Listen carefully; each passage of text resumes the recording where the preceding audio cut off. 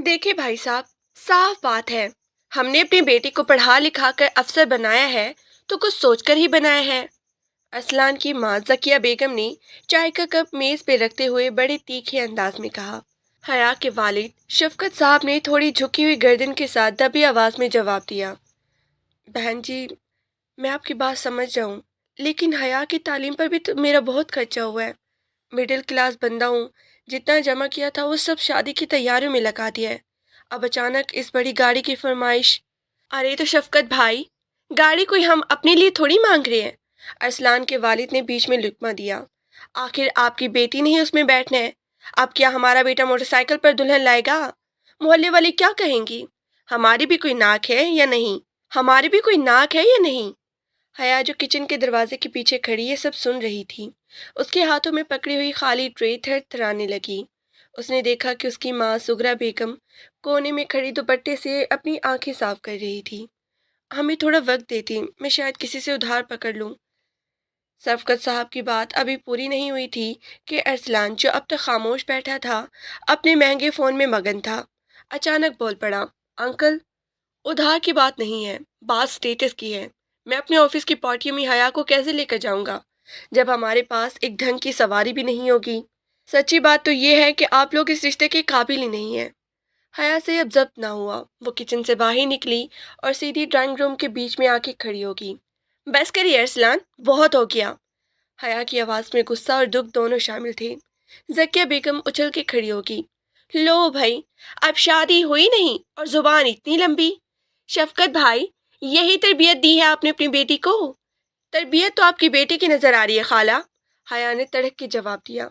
जो एक रिटायर्ड बाप से उसकी कमर तोड़ने वाली फरमाइश कर रहे हैं। आपको बहू नहीं चाहिए, आपको तो शोरूम का सौदा चाहिए। हया चुप कर जा बेटा। शफकत साहब ने उसे रोकने की कोशिश की, लेकिन हया का पारा चढ़ चुका था। नहीं अब्बा, आज खामोश रही तो जिंदगी भर रोना पड़ेगा। अरसलान, आपको गाड़ी चाहिए ना? तो जाइए किसी ऐसी जगह शादी करिए जहां से आपको ट्रक भर जहेज मिले, क्योंकि इस घर से तो आपको एक सुई भी नहीं मिलेगी। तुम्हारी हिम्मत कैसी हुई मुझसे इस लहजे में बात करने की? अरसलान गुस्से से लाल पीला होकर खड़ा हो गया। अम्मी, उठे यहाँ से। मुझे ऐसी बदतमीज लड़की से कोई रिश्ता नहीं रखना। आज ये मंगनी खत्म समझे। शुक्र है अल्लाह का कि आपने खुद ही कह दिया। हया ने ट्रे मेज पर पटकी। वरना मैं तो पहले ही सोच रही थी कि एक ऐसे शख्स के साथ पूरी जिंदगी कैसे गुजारूंगी जिसकी नजर मेरे बाग की जेब पर है। अरसलान के घर वाले गुस्से में पैर पटकते हुए बाहर निकल गए। शफकत साहब सोफे पर ढह से बैठ गई और अपना सर पकड़ लिया। पूरे घर में कब्रिस्तान जैसी खामोशी छा गई। ये तुमने क्या किया हया? सुगरा बेगम रोती हुई करीब आई। अब क्या होगा? लोग क्या कहेंगे? चारों तरफ बदनामी होगी हमारी। अम्मी, लोग तो तब भी बातें करती हैं। अगर अब्बा सड़क पर आ जाते। हया ने अपनी माँ के कंधे पे हाथ रखा। जिस रिश्ते की बुनियाद ही लालच पर हो, वो रिश्ता कभी खुशी नहीं दे सकता। लेकिन बेटा, अब तुम्हारा रिश्ता कौन लेगा? शफकत साहब ने टूटे हुए लहजे में पूछा। कोई न ले अब्बा, मुझे किसी के सहारे की जरूरत नहीं है। हया की आंखों में अब आंसू नहीं, बल्कि एक जुनून था। आपने मुझे पढ़ाया है ना, अब देखें मैं इस डिग्री और अपने हुनर को कैसे इस्तेमाल करती हूँ। मैं साबित करूंगी कि बेटी बोझ नहीं होती। अगली सुबह हया जब सोकर उठी तो उसका भाई आमिर नाश्ते की मेज पर बैठा तंज कर रहा था। लो जी, आ गई हमारी लीडर साहिबा। तुम्हारी वजह से अब्बा रात भर सोए नहीं। मोहल्ले में सब पूछे हैं कि मंगनी क्यों टूटी। अब क्या मैं सबको ये बताऊं कि मेरी बहन जबान दराज है? आमिर ने रोटी का निवाला तोड़ते हुए कहा। आमिर, तुम भाई हो मेरी, थोड़ी तो गैरत दिखाओ। हया ने कुर्सी खींच कर बैठते हुए कहा। वो लोग अब्बा से गाड़ी मांग रही थी। क्या तुम चाहते थे कि अब्बा ये अपना घर भी बेच देते? तो मेहनत करके लाती ना गाड़ी। बहरहाल, अब तुम घर में बैठो और लोगों की बातें सुनो। मैं तो जा रहा हूँ दोस्तों के साथ। आमिर कंधे उचकाकर बाहर निकल गया। हया ने अपना नाश्ता वहीं छोड़ा और कमरे में चली गई। उसने अलमारी खोली और अपनी पुरानी सिलाई मशीन निकाली जो उसकी दादी ने उसे तोहफे में दी थी। उस मशीन पर धूल जमी हुई थी, लेकिन हया का इरादा बिल्कुल साफ था। उसने एक सफ़ेद कपड़ा निकाला और उस पर डिज़ाइन बनाना शुरू किया। उसे बचपन से ही कपड़ों की डिज़ाइनिंग का शौक था, लेकिन अरसलान और उसके घर वाले हमेशा उसे दर्जन का काम कहकर हकीर समझते थे। अब यही काम मेरी पहचान बनेगा, उसने खुद से अहद किया। 2 दिन बाद उसने अपना पहला जोड़ा मुकम्मल किया। وہ ایک سادہ سا کرتا تھا، لیکن اس پر کی گئی کڑھائی اتنی نفاست بھری تھی کہ کوئی بھی دیکھ کر یقین نہیں کر سکتا تھا کہ یہ گھر میں بنا ہے۔ حیا نے اپنی سہیلی نمرا کو فون کیا۔ نمرا، میرے پاس ایک آئیڈیا ہے۔ میں چاہتی ہوں کہ میں یہ کپڑے آن لائن بیچوں۔ تم کہتی تھی نا کہ تمہارے بھائی فوٹوگرافی کرتا ہے، کیا وہ میری چند سوٹس کی تصویریں کھینچ سکتا ہے؟ حیا، تم پاگل ہو گئی ہو؟ نمرا نے حیرت سے پوچھا۔ تیری گھر والے مان جائیں گے، عامر تو ہنگامہ کھڑا کر دے گا۔ تیری گھر والے مان جائیں گے؟ عامر تو ہنگامہ کھڑا کر دے گا۔ انہیں پتہ چلنے کی ضرورت نہیں ہے، میں فی الحال صرف نمونہ تیار کر رہی ہوں، جب کام چل پڑے گا تو خود ہی چپ ہو جائیں گے۔ حیا نے خاموشی سے کام شروع کر دیا۔ وہ دن بھر گھر کے کام کرتی اور رات کو جب سو جاتی تو وہ مشین کی آواز دبا کر کپڑے سیتی۔ اس کی آنکھیں تھکن سے سرخ ہو جاتی، لیکن وہ ہمت نہیں ہارتی تھی۔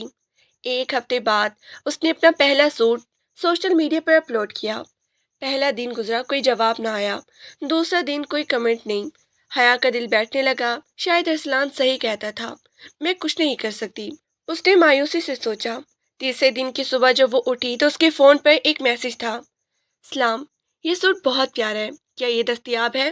مجھے اپنی بہن کی سالگرہ کے لیے چاہیے۔ حیا کی خوشی کا کوئی ٹھکانہ نہ تھا، یہ اس کی پہلی کامیابی تھی۔ اس نے فوراً جواب دیا اور سودا طے ہو گیا۔ اس نے وہ سوٹ پیک کیا اور خاموشی سے ڈاک خانے جا کر پارسل کر دیا۔ جب اس کے ہاتھ میں پہلی بار اپنی محنت کی کمائی یعنی 3,000 روپے آئے تو اس کی آنکھوں میں آنسو آ گئے۔ وہ سیدھی گھر آئی اور وہ پیسے اپنے والد کے تکیے کے نیچے رکھ دیے۔ یہ کیا ہے حیا؟ شفقت صاحب نے حیرت سے پوچھا جب انہیں پیسے ملے۔ ابا، یہ میری پہلی کمائی ہے، اب آپ کو کسی کے آگے ہاتھ پھیلانے کی ضرورت نہیں پڑے گی، میں نے کام شروع کر دیا ہے۔ شفقت صاحب کی آنکھوں میں فخر آ گیا۔ لیکن عین اسی وقت عامر کمرے میں داخل ہوا۔ یہ کیا ڈرامہ چل رہا ہے؟ عامر نے چلاتے ہوئے کہا۔ حیا، مجھے پتہ چلا ہے کہ تم انٹرنیٹ پر اپنی تصویریں اور کپڑے بیچ رہی ہو، کیا ہماری عزت نیلام کرنے کا ارادہ ہے؟ عزت کپڑے بیچنے سے نہیں جاتی عامر، دوسروں کے ٹکڑوں پہ پلنے سے جاتی ہے، حیا نے اسپاٹ لہجے میں جواب دیا۔ تم مجھ سے زبان لڑا رہی ہو، میں ابھی تمہارا یہ سارا سامان باہر پھینکتا ہوں۔ عامر غصے سے مشین کی طرف بڑھا، لیکن شفقت صاحب نے اسے روک دیا۔ رک جاؤ عامر، اگر یہ کام کر رہی ہے تو اس میں برائی کیا ہے؟ تم تو 1 روپیہ کما کر نہیں لاتے، کم از کم یہ اپنے پیروں پہ کھڑی تو ہو رہی ہے۔ ابا، آپ اسے شے دے رہے ہیں، کل کو محلے والے مجھ پہ ہنسیں گے۔ عامر گھبرا کر باہر نکل گیا۔ حیا کو پتہ تھا کہ راستہ مشکل ہے، لیکن وہ پیچھے مڑنے والی نہیں تھی۔ اس نے اپنے برانڈ کا نام رکھا، حیا کے رنگ۔ کچھ مہینے گزر گئے، حیا کے پاس اب آرڈر کی لائن لگنے لگی تھی۔ وہ اب صرف اکیلی نہیں تھی، بلکہ اس نے محلے کی 2-3 اور بیوہ کو بھی اپنے ساتھ ملا لیا تھا تاکہ ان کا بھی گھر چل سکے۔ ایک دن حیا اپنے اسٹوڈیو میں بیٹھی ایک دلہن کا جوڑا ڈیزائن کر رہی تھی کہ نمرا بھاگتی ہوئی آئی۔ حیا، حیا، دیکھو تو صحیح، ایک بہت بڑی ٹیکسٹائل مل کے مالک نے تمہاری پوسٹ شیئر کی ہے اور وہ تم سے ملنا چاہتے ہیں۔ حیا نے فون دیکھا، وہ شہریار ٹیکسٹائلز کا آفیشیل پیج تھا۔ شہریار، جو شہر کا مانا ہوا بزنس مین تھا۔ اس نے حیا کے کام کی تعریف کی تھی اور اسے اپنے نئے پروجیکٹ کے لیے شراکت داری کی دعوت دی تھی۔ حیا کا دل زور سے دھڑکنے لگا۔ حیا نے نمرا کے ہاتھ سے فون پکڑا تو اس کی انگلیاں ہلکا سی تھر تھرا رہی تھی۔ اسکرین پر شہریار ٹیکسٹائلز کا تصدیقی نشان والا پیج کھلا تھا، جس پر حیا کے ڈیزائن کیے ہوئے ایک جوڑے کی تصویر لگی تھی اور نیچے لکھا تھا، سادگی اور ہنر کا بہترین امتزاج، ہم اس ٹیلنٹ کے ساتھ کام کرنے کے لیے پرجوش ہیں۔ نمرا، یہ سچ ہے نا؟ میں کوئی خواب تو نہیں دیکھ رہی؟ حیا نے دبی آواز میں پوچھا۔ خواب نہیں ہے حیا، یہ تیری راتوں کے جاگنے کا صلہ ہے۔ دیکھ، انہوں نے کل تجھے اپنی ہیڈ آفس بلایا ہے۔ نمرا نے خوشی سے اسے گلے لگا لیا، لیکن حیا کے ذہن میں فوراً گھر کا خیال آیا۔ ابا تو شاید مان جائیں گے، لیکن عامر، وہ تو پہلے اس کام کے پیچھے پڑا ہوا تھا، اوپر سے اکیلے اتنے بڑے دفتر جانا جہاں شہر کے بڑے بڑے لوگ آتے ہیں۔ حیا کے لیے یہ سب نیا تھا۔ شام کو جب سب چائے پہ بیٹھے تھے، حیا نے ہمت جمع کی اور ابا سے بات چیت شروع کی۔ ابا، وہ مجھے کل شہر کے ایک بہت بڑے ٹیکسٹائل آفس سے بلاوا آیا ہے، وہ میرے کام کو سراہ رہے ہیں اور شاید مجھے کوئی بڑا آرڈر مل جائے۔ عامر نے فوراً چائے کا پیالہ میز پہ پٹکا۔ لو جی، اب یہ میٹنگز بھی کرے گی۔ حیا، تم سمجھتے کیا خود کو؟ 2-4 سوٹ کیا سی لیے، اب تم باہر مردوں کے دفتروں کے چکر لگاؤ گی؟ عامر، تم اپنی زبان کو لگام کیوں نہیں دیتی؟ شفقت صاحب نے ڈانٹ کر کہا۔ اگر اسے کوئی اچھی پیشکش مل رہی ہے تو تمہیں خوش ہونا چاہیے، نہ کہ رکاوٹ بننا چاہیے۔ ابا، آپ اسے بگاڑ رہے ہیں، کل کو اگر کسی نے اسے وہاں دیکھ لیا تو ہماری کیا عزت رہ جائے گی؟ आमिर गुस्से से पैर पटकता बाहर निकल गया। अगली सुबह हया ने अपना बेहतरीन बनाया हुआ सादा सा लिबास पहना, सर पे दुपट्टा ठीक किया और अल्लाह का नाम लेकर घर से निकली। निम्रा उसे कंपनी के गेट तक छोड़ने आई थी। वो इमारत इतनी ऊंची थी कि हया को सर उठा के देखना पड़ा। शीशे के बड़े बड़े दरवाजे और अंदर मौजूद नफासत देखकर वो एक लम्हे को ठटक गई। लेकिन फिर उसे अपना वो पुराना कमरा और अब्बा की खामोश आंखें याद आई और उसके कदमों में खुद एतमादी आ गई। जब वो रिसेप्शन पे पहुंची तो वहां मौजूद लड़की ने उसे बड़े गौर से देखा। जी, आप किससे मिलना चाहती हैं? मेरा नाम हया है, मुझे मिस्टर शहरयार ने बुलाया था। हया ने धीमी मगर साफ आवाज में कहा। लड़की का रवैया बदल गया। ओह मिस हया, सर आप ही का इंतजार कर रही हैं, प्लीज तीसरी मंजिल पर कॉन्फ्रेंस रूम में तशरीफ ले जाएं। हया लिफ्ट में सवार हुई तो उसका दिल जोर से धड़क रहा था। जब वो कॉन्फ्रेंस रूम के दरवाजे पे पहुंची तो वहां एक लंबा पुरवकार शख्सियत वाला नौजवान खड़ा किसी से फोन पे बात कर रहा था। उसने गहरे नीले रंग का सूट पहना हुआ था और उसकी बात करने के अंदाज से ही लग रहा था कि वो एक मंझा हुआ बिजनेसमैन है। ये शहरयार था। शहरयार ने हया को देखा तो फोन बंद करके एक मुस्कुराहट के साथ आगे बढ़ा। मिस हया, खुश आमदीद। मैं आपके काम का पिछले एक हफ्ते से ताक़िब कर रहा हूँ। शुक्रिया जनाब, हया ने कुर्सी पर बैठते हुए कहा। शहरयार ने लैपटॉप पर हया के डिज़ाइन सिखाए। देखिए हया, मुझे आपके काम में ख़ास बात नज़र आई है।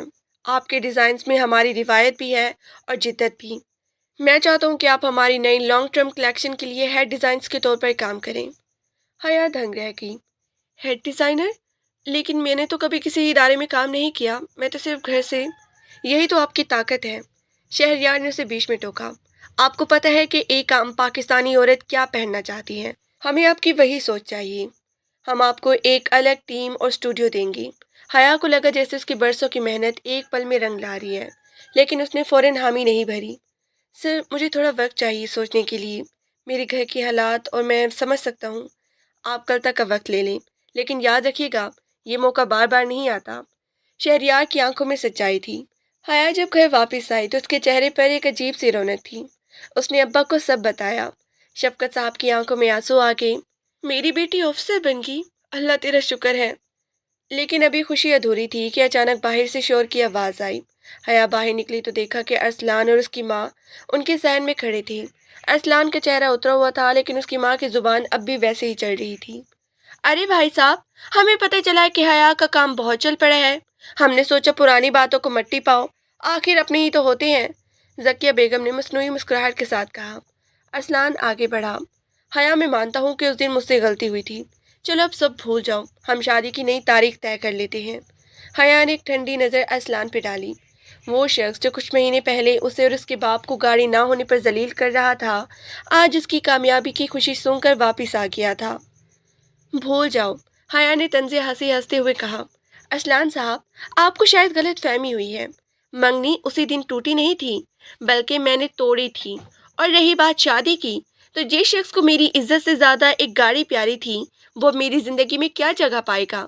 देखो हया, ज़्यादा उड़ो मत। अभी तो तुम्हारा काम शुरू हुआ है। कल को कोई मसला हो गया तो कौन संभालेगा? एक मर्द का सहारा तो चाहिए होता है। जकिया बेगम ने तेवर बदल के कहा। मुझे किसी ऐसे सहारे की जरूरत नहीं है जो मुझे बोझ समझता हो। हाया ने दो टोक जवाब दिया। आप लोग जा सकते हैं। अब्बा, इन्हें बाहर का रास्ता दिखाएं। अरसलान और उसकी माँ पैर पटकते हुए बाहर निकल गई। हया को ऐसे लगा जैसे उसके कंधों से बहुत बड़ा बोझ उतर गया हो। अगले दिन हया ने शहरयार को फ़ोन किया और शराकतदारी की हामी भर ली।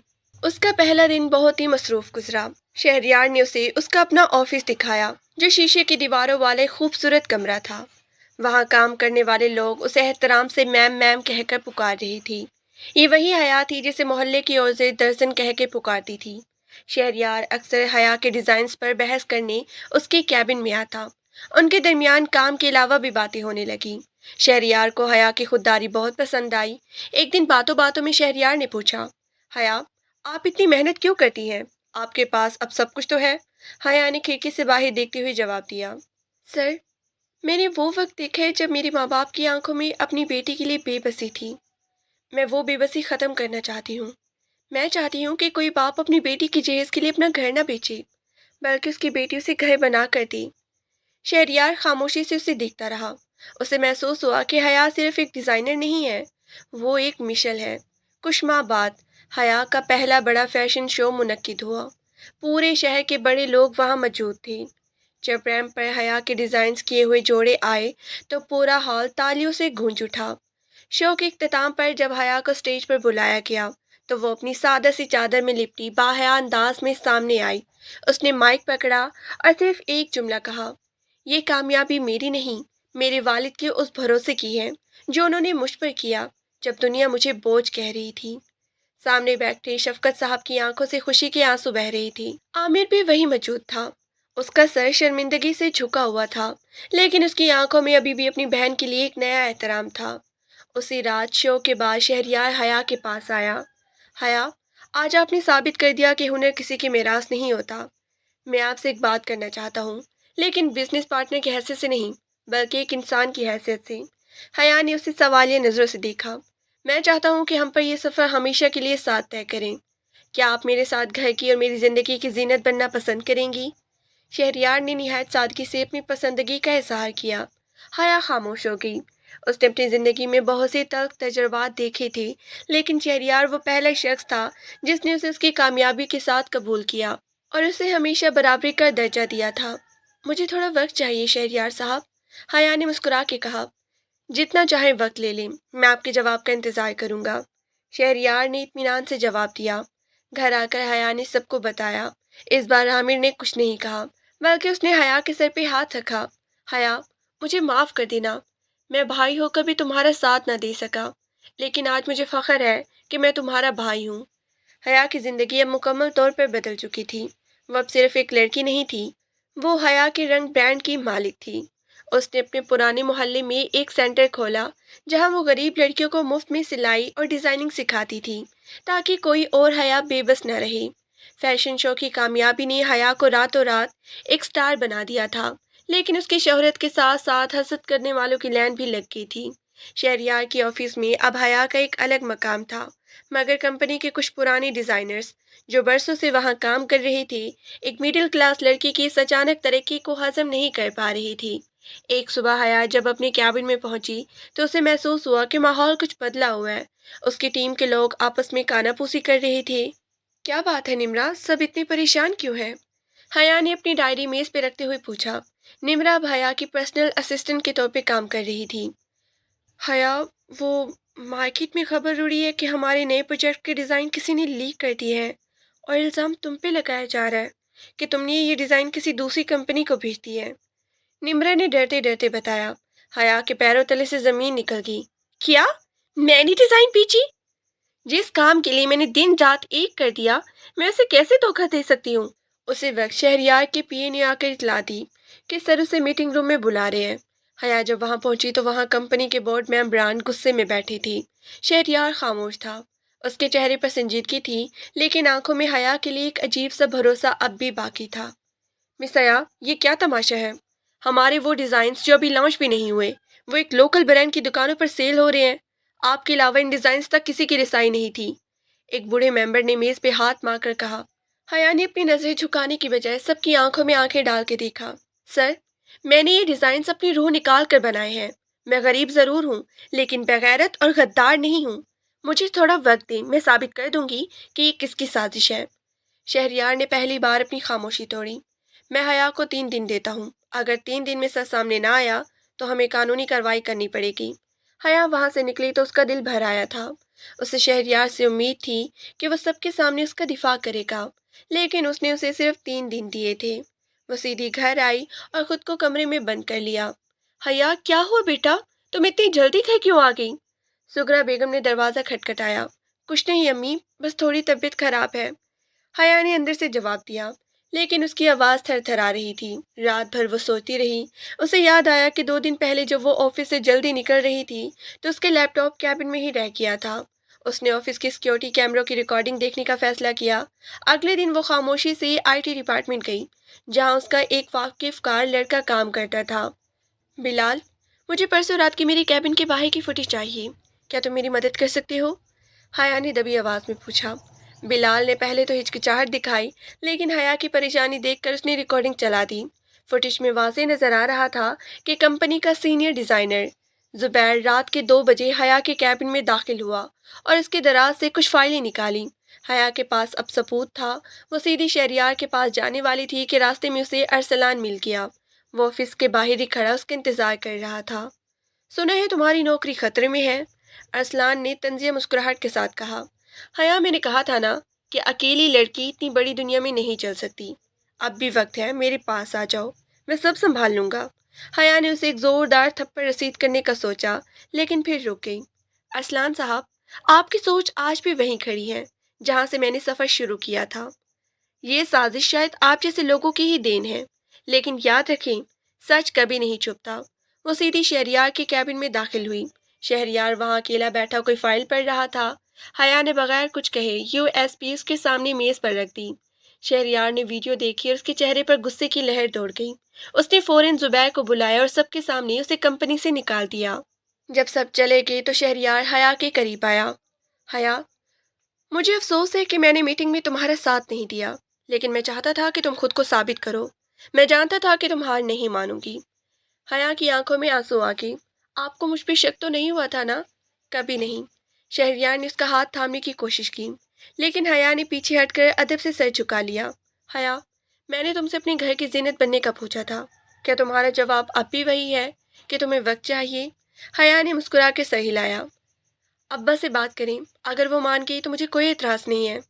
اگلے ہفتے شہریار اپنی والدہ کے ساتھ حیا کے گھر آیا۔ حیا کا گھر اب پہلے جیسا نہیں تھا۔ وہ اب خوبصورت اور پکے مکان میں رہ رہے تھے جو حیا نے اپنی کمائی سے بنوایا تھا۔ شہریار کی والدہ، جو خود ایک سلجھی ہوئی خاتون تھی، حیا کی سادگی اور اس کے ہنر سے بہت زیادہ متاثر ہوئی۔ شفقت بھائی، آپ کی بیٹی نے تو کمال کر دیا ہے۔ ہم چاہتے ہیں کہ حیا ہمارے گھر کی بہو بنے، شہریار کی والدہ نے سغرا بیگم کا ہاتھ تھام کر کہا۔ شفقت صاحب کی خوشی کا ٹھکانہ نہ تھا۔ بہن جی، ہمیں اور کیا چاہیے؟ بس میری بیٹی خوش رہے۔ شادی کی تیاریاں شروع ہو گئی۔ حیا نے فیصلہ کیا کہ وہ اپنی شادی کا جوڑا خود ڈیزائن کرے گی۔ اس نے ایک ایسا جوڑا بنایا جو نہ صرف خوبصورت تھا بلکہ اس میں پاکستانی ثقافت کی جھلک۔ شادی والے دن حیا جب دلہن بن کر آئینے کے سامنے کھڑی ہوئی تو اسے اپنا وہ وقت یاد آیا جب اسے جہیز نہ ہونے کی وجہ سے ٹھکرایا گیا تھا۔ آج اس کے پاس کوئی بڑی گاڑی تو نہیں تھی جو اس نے جہیز میں دی ہو، لیکن اس کے پاس وہ نام تھا جو اس نے اپنے دم پہ بنایا تھا۔ نکاح کے بعد جب رخصتی کا وقت آیا تو حیا اپنے والد کے گلے لگ کر خوب روئی۔ ابا، میں نے آپ کا سر جھکنے نہیں دیا نا؟ شفقت صاحب نے اس کے ماتھے پر بوسہ دیا۔ نہیں میری بیٹی، تم نے تو میرا سر فخر سے بلند کر دیا ہے۔ تم نے ثابت کر دیا کہ بیٹی رحمت ہوتی ہے، بوجھ نہیں۔ شہریار کے گھر پہنچ کر حیا کو ایک نئی دنیا ملی۔ شہریار نے اسے کبھی کام کرنے سے نہیں روکا، بلکہ اس نے حیا کے لیے ایک الگ برانڈ ہاؤس بنوا کر دیا جہاں اب حیا سینکڑوں لڑکیوں کو روزگار دے رہی تھی۔ ایک شام حیا اور شہریار اپنے نئے آفس کی بالکنی میں کھڑے شہر کی روشنیوں کو دیکھ رہے تھے۔ حیا، تمہیں یاد ہے جب تم پہلی بار میرے آفس آئی تھی تم کتنی ڈری ہوئی تھی؟ شہریار نے ہنستے ہوئے پوچھا۔ ڈر تو لگ رہا تھا شہریار، لیکن اس ڈر سے بڑا وہ جذبہ تھا جو مجھے اپنے والدین کے کچھ کرنے پر مجبور کر رہا تھا، حیا نے جواب دیا۔ اسی دوران حیا کے فون پر ایک میسج آیا۔ یہ ارسلان کا تھا۔ اس نے لکھا تھا، حیا مجھے معاف کر دینا، میں نے تمہیں کھو کر اپنی زندگی کی سب سے بڑی غلطی کی ہے۔ آج میری بیوی مجھے ہر بات پہ طعنہ دیتی ہے کیونکہ میں نے اسے صرف اس کی جہیز کی خاطر شادی کی تھی۔ تمہاری کامیابی دیکھ کر مجھے احساس ہوتا ہے کہ اصل دولت انسان کا کردار اور ہنر ہوتا ہے۔ حیا نے وہ میسج پڑھ کے ڈیلیٹ کر دیا اور فون ایک طرف رکھ دیا۔ اسے اب ان لوگوں کے پچھتاوے سے کوئی فرق نہیں پڑتا تھا۔ وہ اپنی زندگی کی اس منزل پر تھی جہاں اسے کسی کو نیچے دکھانے کی ضرورت نہیں تھی۔ اس کی کامیابی ہی اس کا بہترین جواب تھا۔ کہانی کا اختتام ایک بڑے ایوارڈ فنکشن پر ہوتا ہے جہاں حیا کو وومن آف دی ایئر کا ایوارڈ دیا جاتا ہے۔ وہ اسٹیج پر کھڑی ہو کر ایوارڈ وصول کرتی ہے اور مائک پر کہتی ہے، اگر آج میں یہاں کھڑی ہوں تو اس کا کریڈٹ ان تمام لوگوں کو جاتا ہے جنہوں نے مجھے نہیں کہا، جنہوں نے مجھ پر تہمت لگائی اور جنہوں نے مجھے کمزور سمجھا، کیونکہ ان کی ٹھکرائی ہوئی ٹھوکروں نے ہی مجھے اپنا راستہ بنانا سکھایا۔ اور سب سے بڑھ کر میری شوہر کا، جنہوں نے مجھے صرف ایک بیوی نہیں بلکہ ایک جیتی جاگتی انسان کے طور پر تسلیم کیا۔ پورا حال تالیوں سے گونج اٹھتا ہے۔ حیا کی نظریں سامنے بیٹھے اپنے والد اور شہریار پہ پڑتی ہیں جن کی آنکھوں میں اس کے لیے بے پناہ محبت اور فخر تھا۔ شادی کے 6 ماہ بعد حیا کی زندگی بظاہر پرسکون تھی، لیکن اس کا خواب اب صرف پاکستان تک محدود نہیں تھا۔ وہ چاہتی تھی کہ حیا کے رنگ برانڈ پوری دنیا میں پہچانا جائے۔ شہریار اس کی اس خواب میں برابر کا شریک تھا، لیکن شہریار کی بڑی خالہ نزت بیگم جو حال ہی میں کینیڈا سے واپس آئی تھی، ان کا خیال کچھ اور تھا۔ ایک شام جب سب کھانے کی میز پر بیٹھے تھے، نزت بیگم نے نوالا توڑتے ہوئے بڑی طنزیہ انداز میں حیا کی طرف دیکھا۔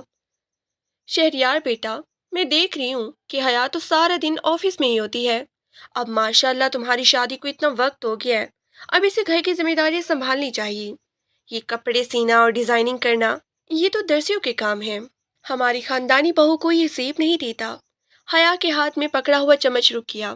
اس نے شہریار کی طرف دیکھا جس کے چہرے پر ناگواری کے تاثرات ابھرے تھے۔ خالہ جان، حیا صرف کپڑے نہیں سیتی، وہ ایک پورا برانڈ چلا رہی ہے۔ اس کی وجہ سے سینکڑوں گھروں کا چولہا جلتا ہے۔ شہریار نے دھیمے مگر مضبوط لہجے میں جواب دیا۔ ارے میاں، برانڈ تو تم بھی چلا رہے ہو، بیوی کا کام شوہر کی خدمت کرنا اور گھر سنبھالنا ہوتا ہے، باہر جا کر نام کمانا نہیں۔ کل کو اولاد ہوگی تو کیا اسے بھی آفس لے کر جائے گی؟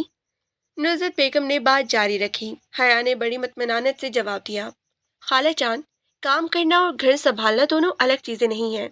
میں اپنے گھر کو بہت وقت دیتی ہوں اور اپنے ہنر کو بھی، اور میرا ہنر اللہ کی دی ہوئی ایک امانت ہے، میں اسے ضائع نہیں کر سکتی۔ نزت بیگم کو یہ جواب بالکل پسند نہیں آیا۔ انہوں نے اپنے دل میں حیا کے خلاف ایک گہری بند باندھ لی۔ وہ چاہتی تھی کہ شہریار کی شادی ان کی اپنی بیٹی علیزہ سے ہو تاکہ ساری جائیداد ان کے قبضے میں رہے، لیکن حیا کے آنے سے ان کے سارے منصوبے خاک میں مل گئے تھے۔ اگلے دن حیا کو لندن سے ایک بہت بڑی فیشن ایگزیبیشن کا دعوت نامہ وصول ہوا۔ یہ اس کے کریئر کا سب سے بڑا موقع تھا۔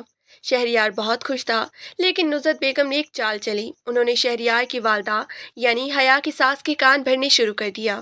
دیکھا تم نے، اب یہ اکیلی لندن جائے گی، غیر ملکوں میں گھومے گی، لوگ باتیں کریں گے کہ شہریار کی بیوی آزاد خیال ہو گئی ہے، ہماری خاندانی ساکھ کا کیا ہوگا؟ شہریار کی والدہ جو حیا کو بہت پسند کرتی تھی ان کی باتوں سے تھوڑا پریشان ہوگی۔ انہوں نے رات کو حیا سے بات کی، بیٹا، کیا لندن جانا بہت ضروری ہے؟ شہریار کے بغیر تمہارا جانا مجھے کچھ ٹھیک نہیں لگ رہا۔ حیا سمجھ گئی کہ یہ سب کس کی شرارت ہے۔ اس نے اپنی ساس کا ہاتھ تھاما۔ امی، آپ کو مجھ پہ بھروسہ ہے نا؟ میں وہاں اپنے برانڈ کے ساتھ ساتھ اپنی تہذیب اور آپ کی تربیت کی بھی نمائندگی کروں گی۔ میں اکیلی نہیں جا رہی، میری پوری ٹیم ساتھ ہوگی، اور شہریار کا بھروسہ میرے ساتھ ہے۔ ساس کی خاموشی ٹوٹ گئی اور انہوں نے اسے اجازت دے دی، لیکن نصرت بیگم اتنی آسانی سے ہار ماننے والی نہیں تھی۔ انہوں نے علیزہ کے ساتھ مل کر حیا کے پاسپورٹ اور ضروری کاغذات غائب کرنے کا منصوبہ بنایا۔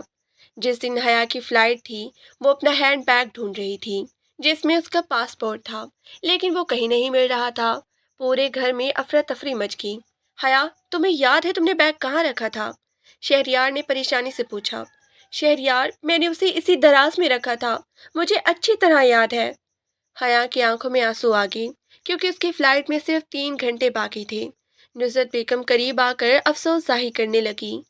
ہائے ہائے، دیکھو بھائی، شاید اللہ کی یہی مرضی ہے کہ تم نہ جاؤ، اب کیا ہو سکتا ہے؟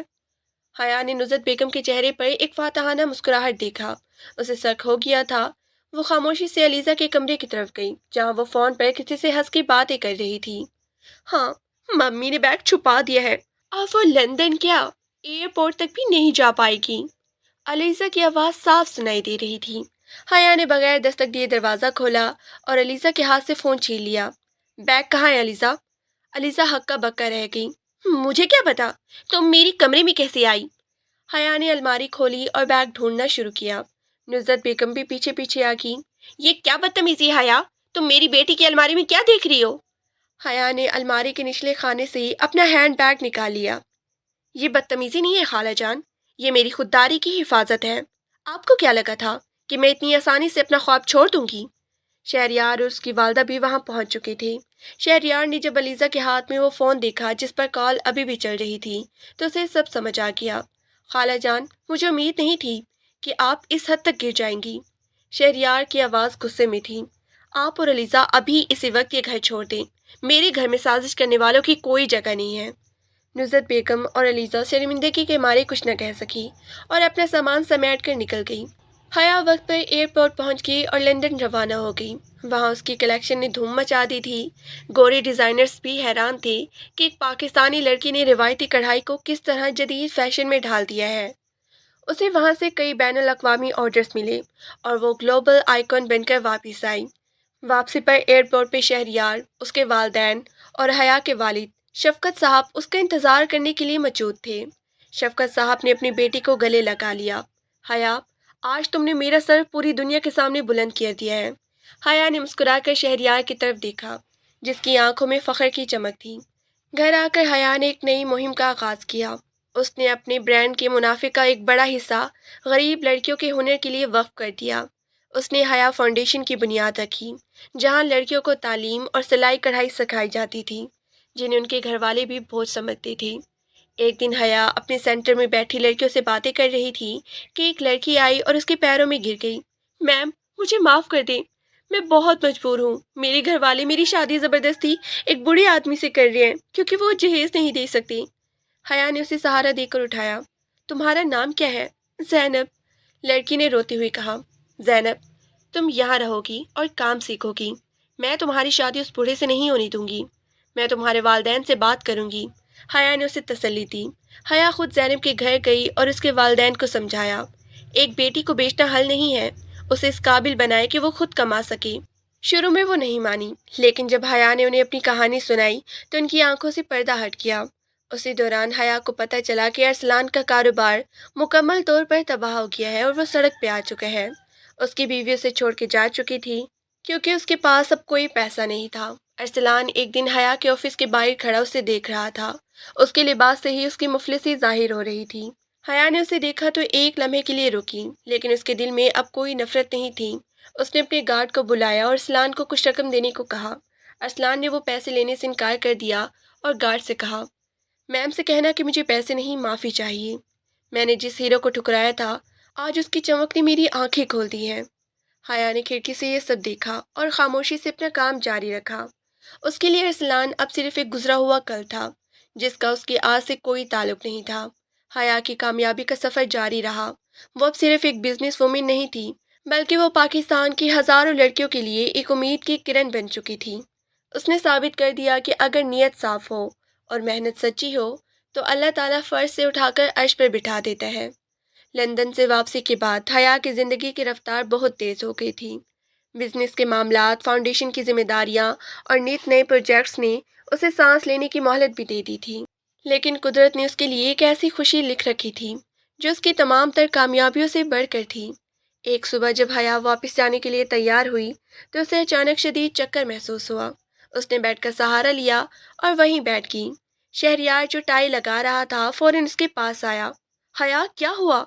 तुम ठीक तो हो? तुम्हारा चेहरा बिल्कुल पीला पड़ रहा है। शहरयार की आवाज़ में तशवीश थी। कुछ नहीं शहरयार, बस शायद थकन की वजह से ऐसा हो रहा है। रात को भी नींद पूरी नहीं हुई थी। हया ने मुस्कुराकर उसे तसल्ली देने की कोशिश की, लेकिन वो खुद अंदर से अजीब सी कमज़ोरी महसूस कर रही थी। शहरयार उसे ज़बरदस्ती डॉक्टर के पास ले गया। चेकअप और कुछ टेस्ट के बाद जब डॉक्टर साहब मुस्कुराते हुए कमरे में दाखिल हुई तो दोनों के दिल ज़ोर से धड़कने लगे। मुबारक हो शहरयार साहब, आपके घर नन्हा मेहमान आने वाला है। हया, आप उम्मीद से हैं? एक लम्हे के लिए कमरे में मुकम्मल खामोशी छा गई। हया की आंखों में खुशी के आंसू तैरने लगे और शहरयार ने बेख्तियार हया का हाथ थाम लिया। ये एक ऐसा एहसास था जिसने हया को अपनी तमाम तरह कारोबारी फतूहात भुला दी।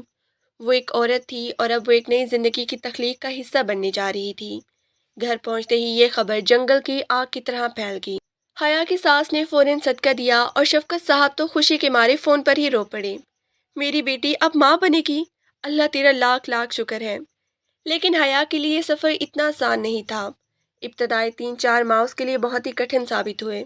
उसे हर वक्त मतली की शिकायत रहती और किसी भी खाने की खुशबू से बर्दाश्त न होती थी। शहरयार जो एक मसरूफ़ बिजनेसमैन था, उसने अपने सारे दौरे मनसूख कर दिए और अपना ज़्यादातर वक्त हया के साथ गुजारने लगा। शहरयार, तुम क्यों नहीं ऑफिस जा रही? मैं ठीक हूँ, निम्रा सब संभाल रही है। हया ने बेड पे लेटे हुए कहा, जब शहरयार उसे ज़बरदस्ती सूप पिलाने की कोशिश कर रहा था। ऑफिस तो चलता रहेगा हया, लेकिन इस वक्त तुम्हारी और हमारे आने वाले बच्चे की सेहत सबसे अहम है। तुमने हमेशा सबका ख्याल रखा है, अब मेरी बारी है। शहरयार ने प्यार से उसके सर पे हाथ रखा, جیسے جیسے وقت گزرتا گیا حیا کی شخصیت میں ایک عجیب سا ٹھہراؤ آتا گیا۔ اس کا کام اب بھی جاری تھا، لیکن اب وہ زیادہ تر کام گھر سے ہی کرتی تھی۔ اس نے اپنے بیڈ روم کے ساتھ والے چھوٹے سے کمرے کو نرسری میں بدلنا شروع کر دیا تھا۔ وہ خود چھوٹے چھوٹے کپڑے ڈیزائن کرتی، اس پر ہاتھ سے کڑھائی کرتی اور رنگوں کا انتخاب کرتی۔ حیا کے والد شفقت صاحب ہر دوسرے دن اس کے لیے پھل اور گھر کی بنی ہوئی پنجیری لے کر آتے۔ بیٹا، اپنی صحت کا خیال رکھو، تم مڈل کلاس کے گھر کی بیٹی ہو، ہمیں پتہ ہے کہ طاقتور خوراک ہی اصل دوا ہے، وہ محبت سے کہتی۔ حیا کا 7واں مہینہ شروع ہوا تو اس کی گود بھرائی کی رسم رکھی گئی۔ خاندان بھر کی عورتیں جمع تھیں۔ حیا نے ہلکے گلابی رنگ کا اپنا ہی ڈیزائن کردہ فراک پہنا تھا، جس میں وہ بہت ہی پیاری لگ رہی تھی، لیکن اسی دوران اسے کچھ پیٹ میں تکلیف محسوس ہوا۔ اس نے کسی کو بتایا نہیں تاکہ تقریب خراب نہ ہو، لیکن اس کی ساس نے بھانپ لیا۔ حیا، تم تھک گئی ہو، جاؤ آرام کرو، اب کوئی کام نہیں کرنا۔ حیا کی زندگی کا وہ درد بہت ہی یادگار تھا۔ جب وہ راتوں کو جاگتی اور آنے والے بچے سے باتیں کرتی، اسے محسوس ہوتا کہ وہ بچہ اس کی ہر بات سن رہا ہے۔ وہ اسے اپنی جدوجہد کی کہانیاں سناتی، اسے بتاتی کہ اس کی ماں نے کیسے ایک پرانی سلائی مشین سے ایک امپائر کھڑی کی تھی۔ 9ویں مہینے کے آغاز میں حیا کی طبیعت اچانک بگڑ گئی۔ اسے ہسپتال منتقل کرنا پڑا، جہاں ڈاکٹرز نے اسے مکمل بیڈ ریسٹ کا مشورہ دیا۔ وہ ہسپتال کے کمرے میں لیٹی کھڑکی سے باہر آسمان کو دیکھتی اور دعا کرتی۔ شہریار سارے وقت اس کے پاس موجود رہتا۔ ایک رات جب درد کی شدت بڑھی تو حیا کو لیبر روم لے جایا گیا۔ وہ کئی گھنٹوں کی تکلیف سے گزری، لیکن اس کی ہمت نہیں ٹوٹی۔ اسے یاد آ رہا تھا کہ اس نے اپنی زندگی میں کتنی بار ہی مشکل وقت دیکھا تھا، اور ہر بار وہ سرخ روح ہو کر نکلی تھی۔ صبح کی پہلی کرن کے ساتھ ہی ہسپتال کی راہداریوں میں ایک بچے کے رونے کی آواز گونجی۔ نرس نے مسکراتے ہوئے خوبصورت بچے کو حیا کی گود میں رکھا۔ مبارک ہو، چاند جیسا بیٹا ہوا ہے۔ حیا نے جب پہلی بار اپنے بیٹے کا چہرہ دیکھا تو وہ اپنی ساری تکلیف بھول گئی۔ اس کی آنکھوں سے تشکر کے آنسو بہہ نکلے۔ شہریار اندر آیا تو اس کی آنکھیں بھی نم تھیں۔ اس نے جھک کر حیا کے ماتھے پر بوسہ دیا اور اپنے بیٹی کو گود میں لیا۔ اس کا نام ہم ارکم رکھیں گے، حیا نے کمزوری سی آواز میں کہا۔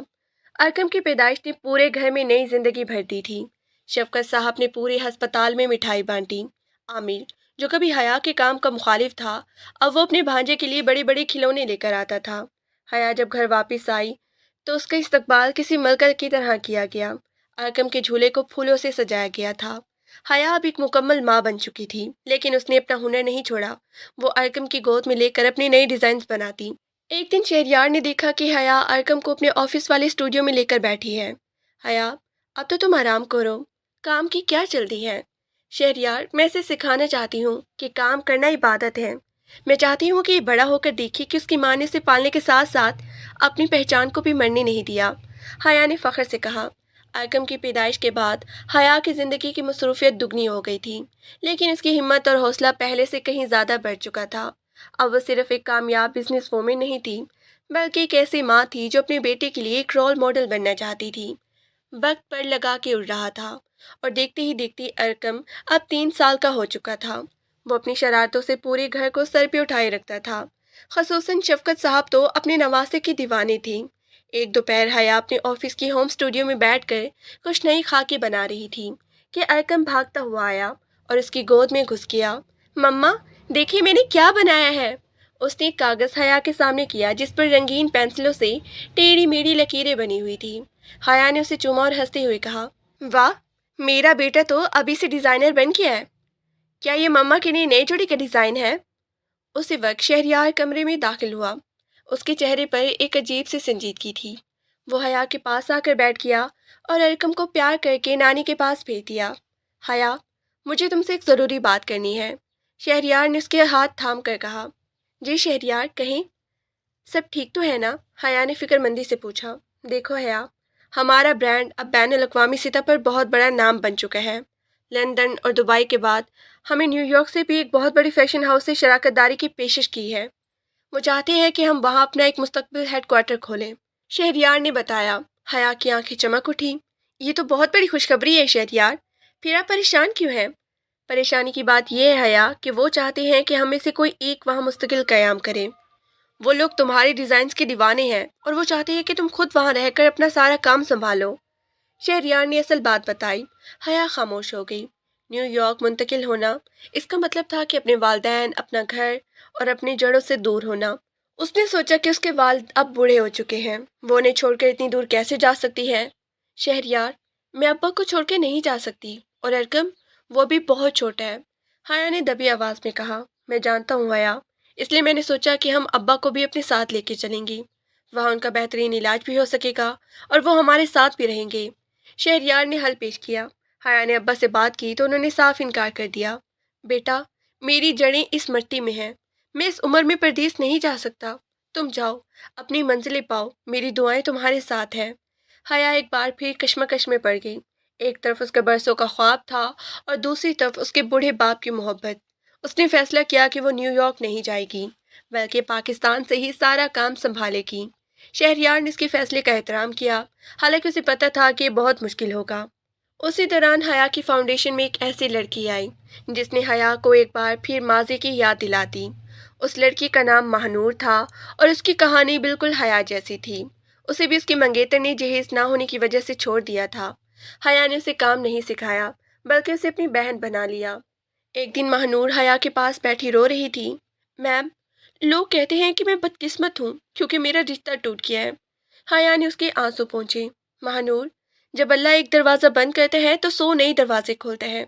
देखो, अरसलान ने मुझे छोड़ा तो मुझे शहरयार मिली, मुझे कामयाबी मिली।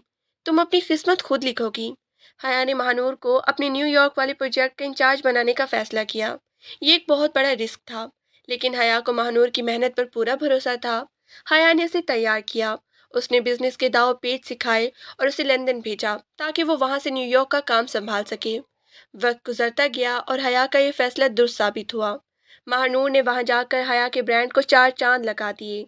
हया अब सिर्फ एक डिज़ाइनर नहीं थी, वो दूसरी लड़कियों की जिंदगियां बदलने वाली एक मसीहा बन चुकी थी। कुछ साल बाद अरकम अब स्कूल जाने लगा था। एक दिन स्कूल से वापसी पर उसने हया से पूछा, मम्मा, टीचर कह रही थी कि आप बहुत बड़ी हीरोइन हैं, क्या फिल्मों में काम करती हैं? हया हंस पड़ी और उसे गोद में बिठाकर कहा, नहीं मेरा बेटा, मैं फिल्मों की हीरोइन नहीं हूँ, मैं अपनी ज़िंदगी की हीरोइन हूँ।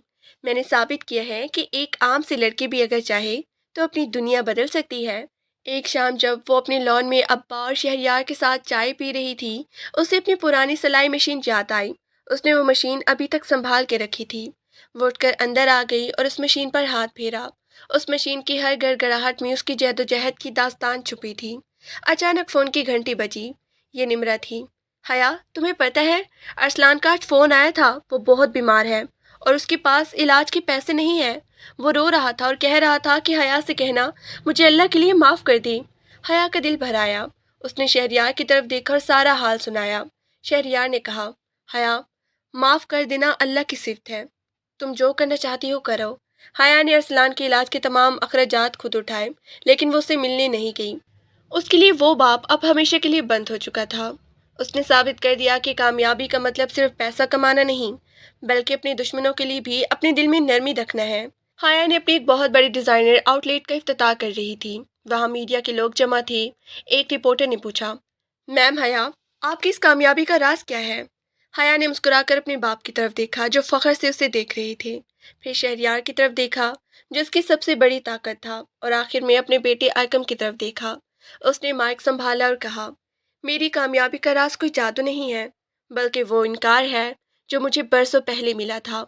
अगर उस दिन अरसलान मुझे ना ठुकराता तो शायद मैं किसी बावर्ची खाने में बैठकर जहेज के ताने सुन रही होती। इसलिए शुक्रिया उन सब का जिन्होंने मेरे साथ नहीं दिया, क्योंकि उनकी वजह से ही मैंने अपना साथ देना सीखा। पूरा हाल तालियों से गूंज उठा। हया की आंखों में आज वो पुरानी बेबसी नहीं थी, बल्कि एक फातहाना चमक थी। उसने साबित कर दिया कि पाकिस्तान की मिडिल क्लास लड़की अगर ठान ले तो वो आसमान के सितारों को भी अपनी मुट्ठी में कर सकती है।